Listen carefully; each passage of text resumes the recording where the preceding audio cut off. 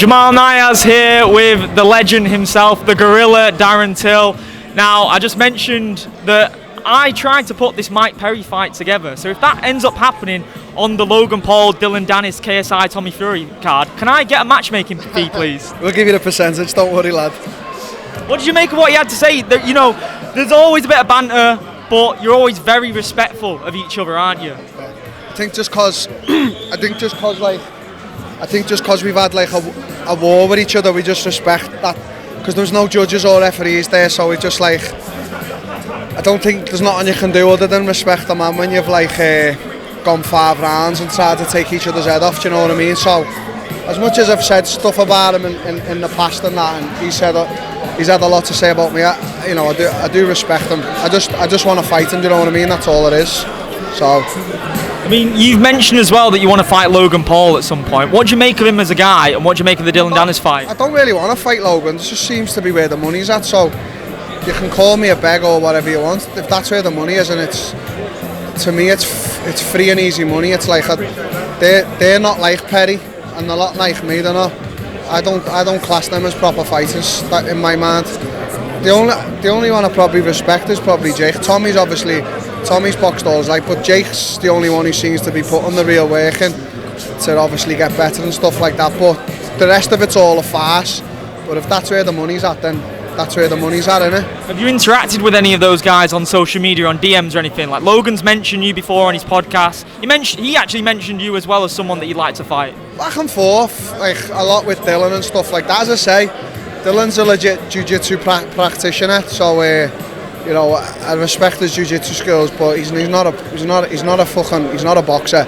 I think Logan's gonna absolutely destroy him, but I don't think the fight's gonna even happen. So it probably will end up being Perry as a backup. So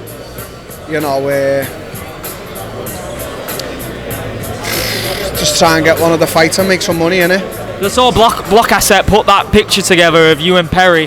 That got everyone's hopes up, including mine. But yeah, like you said, you've not heard anything massive about that. And if you had to say if you could end up fighting on that card, would you say probably not at this point? Well, if Perry is the backup, then no, obviously. But both of us, we've obviously had a fight behind closed doors, so we obviously both want to fight each other.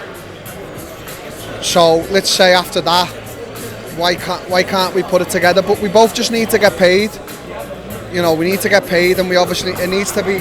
It's its own main event, to be honest with you. So it'll probably ended up being a main event in Liverpool, somewhere like that. You mentioned that you had that spar. Obviously, fighters code, you don't talk about sparring, but what did you make of him as a guy, and what did you make of that experience in there? You're both very, very talented stand-up fighters. Perry's just a tough bastard who brings it every time. As I said to you, so I've got nothing but respect for him as a fighter. So I've shared the fucking mat with him for 5 rounds, and we punched each other's head clean off. So I think if it's going to happen next time, we definitely should be getting paid for it. So I don't see why it can't happen this year. Main event in Liverpool, or a main event here in Manchester, or something like that. You know what I mean? Or even on an undercard of a Misfits. I don't know how it all works. I want us to get paid if we're going to do it. And how has this year been for yourself? Obviously leaving the UFC, but you set up your own business venture in South Africa, I believe. Is it the Gorilla Fight Club? Yeah. GFC, yeah. So what's the deal with that? When's the first event for that going to be? Next year, probably now, because there's a lot to get through. But I've got powerful partners. Duduzani Zuma, his dad was the previous president in South Africa. He's running in the elections for 2028, so I've got the right partners to bring it to South Africa, and then obviously venture out further. So I'm making all the right moves. It might not seem like I'm doing a lot because you don't hear my name or whatever, but that's just by choice. So do you miss the adrenaline of fight week? Do you miss the adrenaline of getting in there? We know you're a crazy guy. You love the attention on fight week. You love soaking in the atmosphere in there. And like I said, we miss you. I miss seeing you in there, man.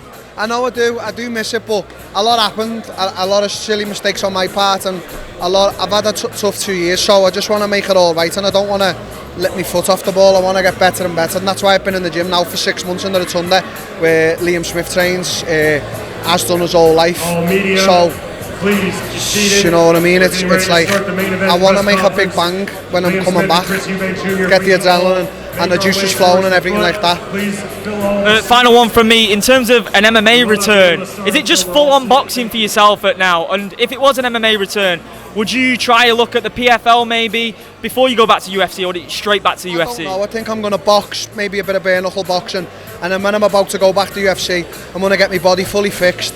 I'll probably go to the mountains of Russia or the mountains of Brazil for 6-12 months, get back what I used to have and make another go at it. And that's it. I love the sport, I love the game.